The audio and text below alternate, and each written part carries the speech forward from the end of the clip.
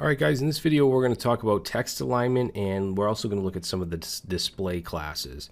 So this paragraph here, and I'm on the 2_3 text alignment display file in the sandbox. You can simply navigate to it right here. And let's justify this, meaning we want it to be even on both sides. So this paragraph here, I'm just going to simply add a class of text justify and save, and now you'll see that that will justify all the text in that element. As far as alignment goes, we can do class, and we can say for left, text left. Now there's not going to be any change when I save because it's aligned left by default, but let's say we want to align to the center. We could say text center and save, and you'll see that now that's in the center. We could also do right, which we actually did in the last video with the block quote, but we'll say text right, and that'll bring it over to the right.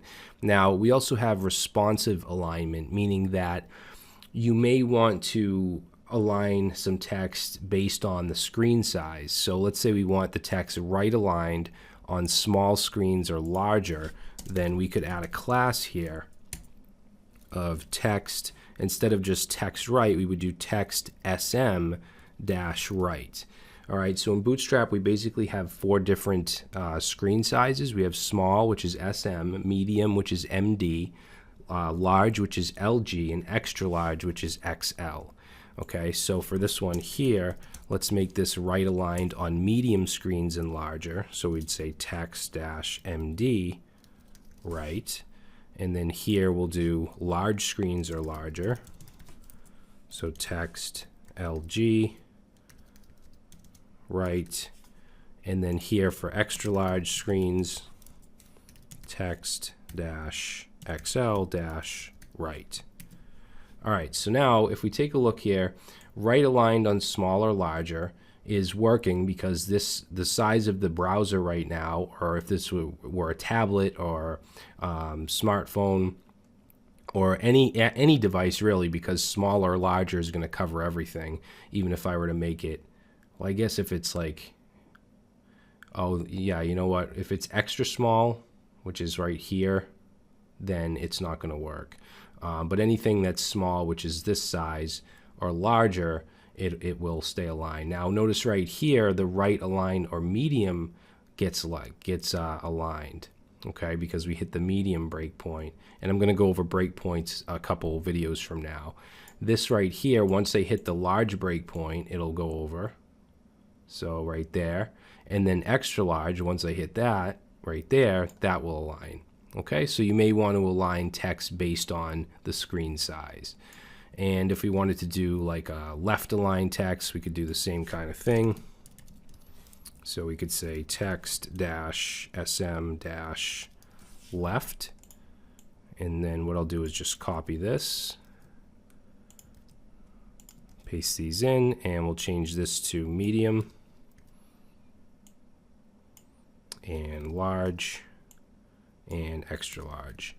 All right, and obviously for really small screens, you just want to use the standard text left, center, and right. Okay. So for center, same kind of thing. We'll just go ahead and let's paste this in just to save a little time. So this would be text small center.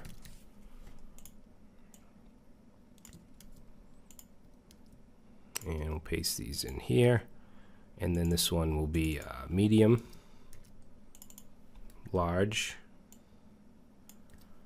and extra large. Okay, so you'll see that things will just switch around depending on the screen size. So really good for responsiveness. All right, so moving along here, let's look at vertical alignment. So let's see, we're gonna look at this here, and we can actually align the text in this line. And notice that everything is wrapped in spans, which are inline elements. So if we wanted to do a baseline alignment, we could say align dash baseline. And I don't use these very much, but I just had to include them because they are available.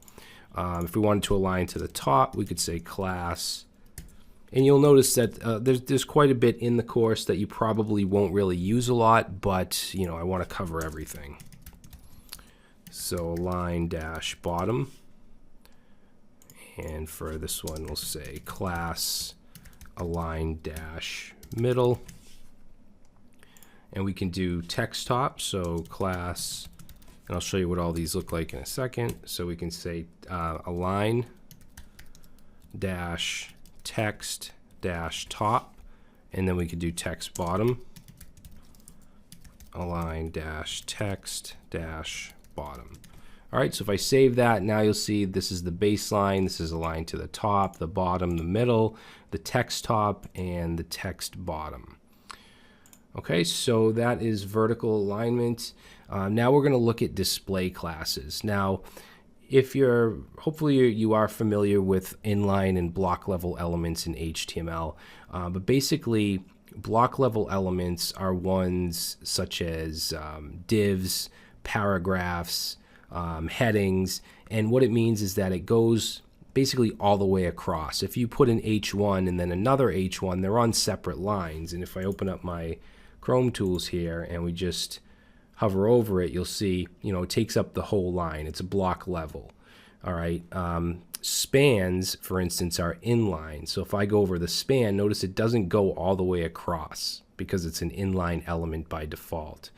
And I would suggest knowing at least basic HTML before taking this course, but I'm still going to try and explain this kind of stuff. So let's say that we want to turn the block level elements into inline elements without editing the CSS. Well, we have classes for that. So what I'm going to do is I'm going to add a class here, and just to show you that it is block level, that it goes all the way across, I'm going to add a color class, and we're going to go over these in a little bit. But if I do that, you'll see that BG Success gives it a green background. All right, and I'll do the same thing here. So we'll say BG Success. And it's just showing us that it is block level. It goes all the way across. Now, if I wanted to change this to an inline element, what I could do, I'll put it here, is we could say D-inline.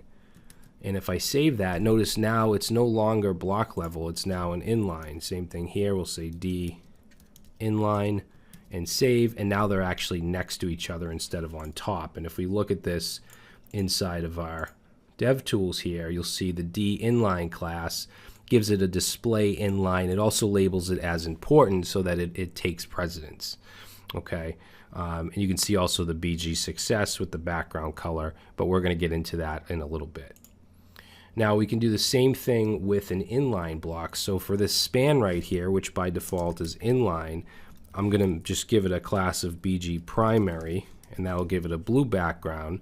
And let's make this a block level element. So for that, we say D block and save, and now you can see it's a block level element. All right. Now we can also do inline blocks. So down here we have two divs, and inside there we have an H3 and then just some text. So I want these to be inline blocks, which they'll still have their block level properties, but they'll be next to each other. So for the div here, let's say class, and we'll give it a BG warning class, which will make it give it a yellow background. We'll do the same here. So BG warning. And to make these inline blocks, we can simply do D-inline dash block. We'll do the same here. Okay, if I save that, now you'll see they're next to each other. Okay, so that is the different display classes we can use, and it's much easier than going into the CSS and, you know, adding display inline or anything like that. So that's going to be it, guys. In the next video, we are going to take a look at floats and positioning.